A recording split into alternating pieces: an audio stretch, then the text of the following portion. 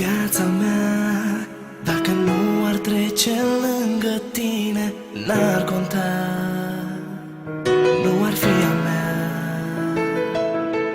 Liniștea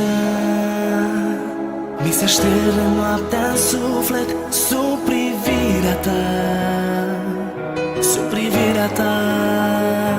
Doar să te privesc, doar să-ți văd ochii în lacrimi și apoi să mă topesc, mă topesc. Dacă ar fi ceva pe lume pentru care aș muri, nu aș sta deloc pe gânduri, știu că ochii tăi ar fi.